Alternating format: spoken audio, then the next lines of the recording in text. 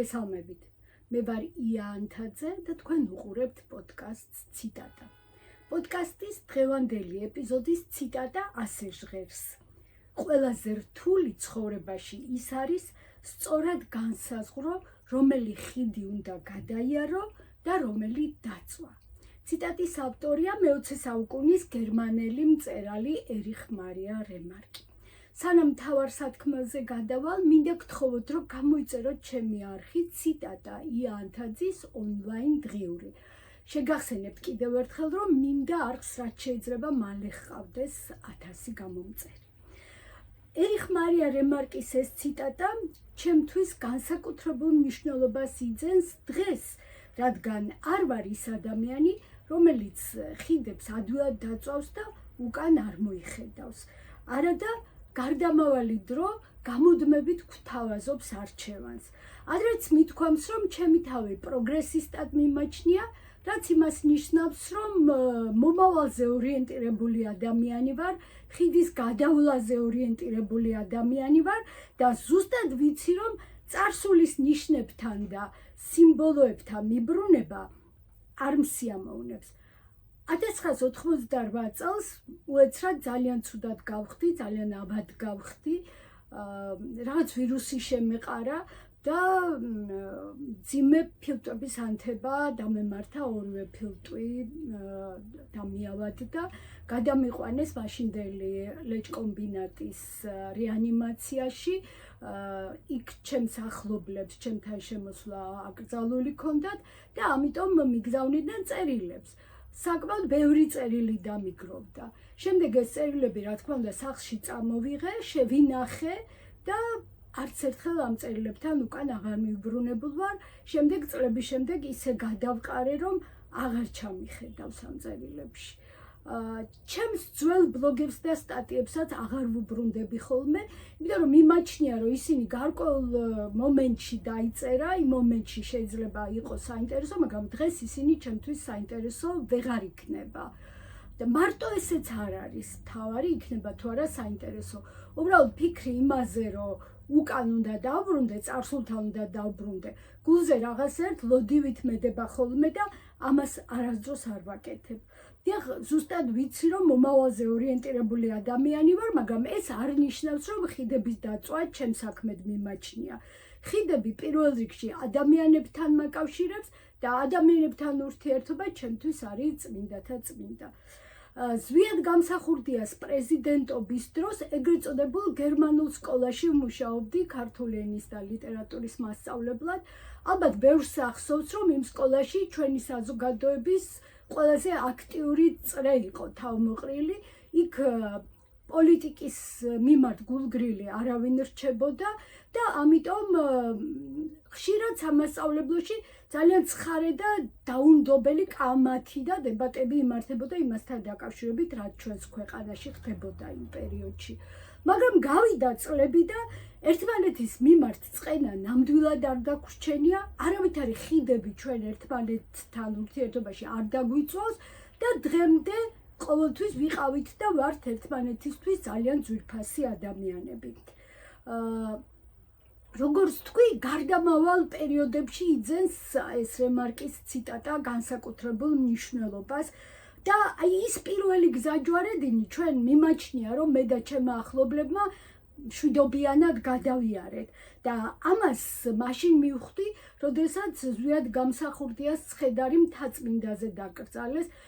წინასწარ შიში მქონდა, რომ კონფლიქტი ისევ თავიდან არ გაღვივებულიყო, მაგრამ ბოლოს მივხვდი, რომ საზოგადოება უკვე საკმაოდ გაიზარდა იმისთვის, რომ ეს ამბავი ღირსეულად მიეღო, ანუ ზვიად გამსახურდიას ცხედრის მთაწმინდაზე დაკრძალვა ღირსეულად მიეღოთ როგორც გამსახურდიას მომხრეებს, ასევე მის მოწინააღმდეგეებს. მაგრამ დღეს თანამედროვე ისტორიის აი ამ კონკრეტულ მომენტში თუ შევძლებთ კიდევ ერთხელ, რომ სწორად განსაზღვროთ, რომელი ხიდები უნდა დავწვათ, თუ კი მოგვიწევს ხიდების დაწვა და რომელი ხიდები უნდა გადავიაროთ. ადამიანებს შორის ურთიერთობა პირადი საქმეა და რა თქმა უნდა ამას ყველა სხვადასხვანაირად უყურებს და ზოგს ძვირად უღირს ურთიერთობა სხვა ადამიანებთან, ზოგს ნაკლებად. პირადად მე ყველაზე მეტად მათგან წყინს, უпростоრად მხოლოდ მათგან წყინს ჩემ მიმართ გამოვლენილი უსამართლობა, ვისაც პირადად ვიცნობ და მეც ყოველთვის ძალიან ფრთხილი ვარ იმ ადამიანების მიმართ, რომლებთანაც პირადი ურთიერთობა მაკავშირებს. რაც არ უნდა ხდებოდეს ჩვენ შორის, ყოველთვის ვითვალისწინებ იმას, რომ ამ ადამიანს მე პირადად ვიცნობ და მასთან რაღაც ურთიერთობა თუნდაც წარსულში მქონდა. მაგრამ უკვე გავიგე, რომ ზოგიერთისთვის ეს აბსოლუტურად არაფერს არ ნიშნავს, გიცნობდა თუ არა ოდესმე და შენთან დაკავშირებით რაიმე აზრი ქონდა თუ არა ოდესმე ჩამოყალიბებული. მეორე მხრივ ხიდების დაწვა არ არის ადვილი ამბავი, იმიტომ რომ ეს არის დაკავშირებული როგორც სიმამაცესთან, ასე სიფრთხილესთან. ხიდის დაწვა შეიძლება ადამიანმა აღიქვას როგორც რაღაც სიმძიმისგან გათავისუფლება, მაგრამ შეიძლება შემდეგ აღმოჩნდეს ძალიან მძიმე შეცდომაც ხიდის დაწვა, ხო? ამიტომ ორივე ფაქტორი გასათვალისწინებელია. ხიდის დაწვით უარყოფითისგან თავისუფლდები თუ ამავე ხიდის დაწვით ძალიან მძიმე და გამოუსწორებელ შეცდომას უშვებ. მე მაგალითად აი ხიდის დაწვასთან დაკავშირებით, როცა ამაზე ვფიქრობ, ხშირად მახსენდებიან ის ადამიანები, რომლებმაც თავისი სახლი გაყიდეს და სადღაც სხვაგან გადაცხოვრდნენ. მაგალითად, სოფლიდან წავიდნენ ქალაქში საცხოვრებლად, ან ქალაქიდან წავიდნენ სხვა ქვეყანაში საცხოვრებლად და ადამიანი თავის სახლს ელევა ხოლმე, რა თქმა უნდა, გაურკვეველ მდგომარეობაში, როცა მომავალში პერსპექტივას ვერ ხედავს და მიაჩნია, რომ აი ამ ხიდის დაწვა მას შეუქმნის, ან მის ოჯახს შეუქმნის მომავალს და აი სწორედ ის გადაწყვეტილება არის სახლის გაყიდვა, რაც შეიძლება აღმოჩნდეს სწორი რაღაცისგან, უარყოფითისგან გაგათავისუფლოს, მაგრამ შეიძლება აღმოჩნდეს დიდი შეცდომა. იმიტომ რომ ხიდის დაწვაც და სახლის გაყიდვაც ეს არის შეუქცევადი გადაწყვეტილება და როგორც წესი, ერთი შეუქცევადი გადაწყვეტილება შემდეგ იწვევს მეორეს, მესამეს და ესეთი შეუქცევადი გადაწყვეტილებების ჯაჭვი იქმნება ხოლმე, რომელიც მათ შეიძლება ძალიან დაამძიმოს ადამიანის ცხოვრება.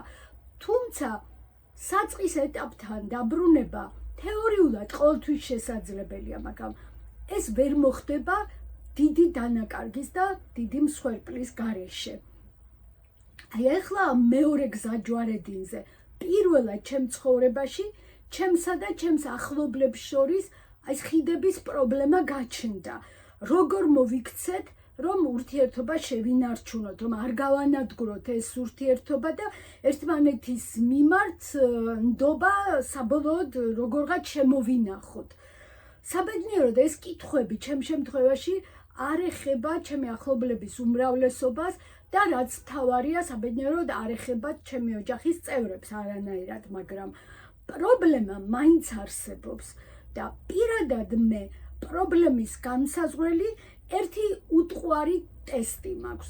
ეს არის მზია ამაღლობელის პატიმრობა და როგორც ვხედავ, ეს მარტო ჩემი ტესტი არ არის, ბევრი ადამიანის ტესტია.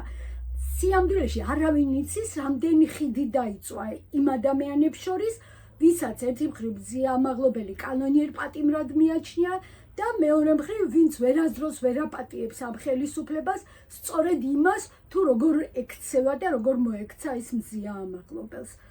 ალბათ თქვენც გყავთ ახლობლები, რომლებთანაც პოლიტიკაზე საერთოდ არ ვლაპარაკობთ, იმიტომ რომ იდეაში მაინც მათთან ერთად გინდათ ხიდის გადავლა, მაგრამ თუ ხედავთ, რომ ღირებულებები მთლიანად აცდა ერთმანეთს, მაინც დაგრჩებათ იმედი, რომ როდესაც ხიდს გადავლით სადღაც გზის ბოლოს, თქვენ შეხვდებით თქვენ ახლობლებს და ისევ გაუგებთ ერთმანეთს. დიალოგის გარეშე ურთიერთობა არსებობს, ერთმანეთთან დარდის გაზიარების გარეშე ახლობლობა და მეგობრობა არსებობს. აი ეს არის ის კითხვები, რომლებიც მე დღეს ძალიან მაწუხებს. იმასაც ვიტყვი, რომ ხიდის დაწვასა და ხიდის გადავლას შორის რაც მესამე გზაც შეიძლება ვიფიქროთ, ეს არის ხიდზე ცხოვრება. როცა არც წინ მიდიხარ, და არც უკან ბრუნდები, მაგრამ ხიდზე ცხოვრება დიდხანს ვერ გაგრძელდება.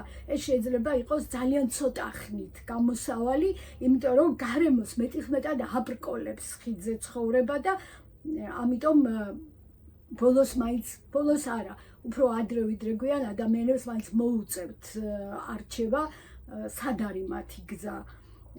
რატომ შეიქმნა ეს გზაჯვარედინები, ან ზვიად გამსახურდიას დროს და ან დღეს? მიზეზი არის სხვადასხვა, მაგრამ ალგორითმი არის ერთი.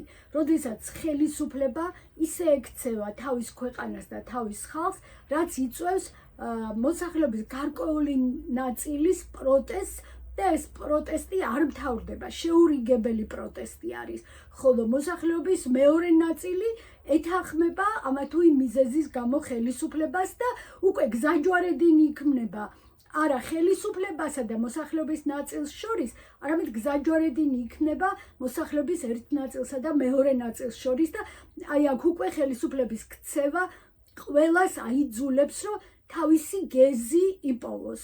სად არის მისი ადგილი? იქ სადაც ხიდებს სწავენ, თუ იქ სადაც ხიდების გადავლაზე ფიქრობენ. ქართულმა ოცნებამ ქართველი ხალხის მრავალი საუკუნის მცდელობა გააუქმა, რომ ჩვენ გავხდარიყავით ევროპული ოჯახის ღირსეული და ორგანული წევრი და ეხლა ვინც ამ პოლიტიკას არ ვეთანხმებით, ჩვენთვის აბსოლუტურად გარკვეულია რა არის ჩვენი გეზი, რომელი ხიდი უნდა გადავიაროთ, რა მიმართულებით მოძრაობთ, ვისთან ერთად მოძრაობთ და როგორ უნდა გავიზარდოთ ამ გზაზე, როგორც საზოგადოება, მაგრამ აი რა არის პრობლემა. პიროვნულად ვისაც ძალიან დავშორდით, ვისთან საუბრის დროსაც პოლიტიკას საერთოდ აღარ ვეხებით, ვისი ღირებულებების ვეღარაფერი გაგვიგია. აი ისინი სად აღმოჩნდებიან, როდესაც ხიდს გადავივლით და როდესაც ზიანველზე გავალთ. ჩვენ შორის რა იქნება? ცეცხლი იქნება თუ ჰაერი იქნება? აი ეს არის ის საკითხები, ის კითხვები, რომლებიც მე ძალიან მაწუხებს და მგონი მარტო არა ვარ, ალბათ თითოეულ თქვენგანსაც გაქვთ ეს პრობლემა თქვენთვის ძვირფას ადამიანებთან ურთიერთობის და ალბათ თქვენც გიფიქრიათ ამ გზაზე, ამ ხიდზე, რომელიც ჩვენ უნდა გადავიაროთ, ვის დაკარგავთ, ვის შეინარჩუნებთ და ვის შეიძენთ. ახლა ამ ფიქრებით ხვალამდე დაგემშვიდობებით და გთხოვთ, რომ კიდევ ერთხელ გადაცემის ბოლოს გთხოვთ გამოიწეროთ ჩემი არხი ციტატა იანთაძის ონლაინ დღიური და დიდი მადლობა იმისთვის, რომ ჩემთან ერთად ხართ.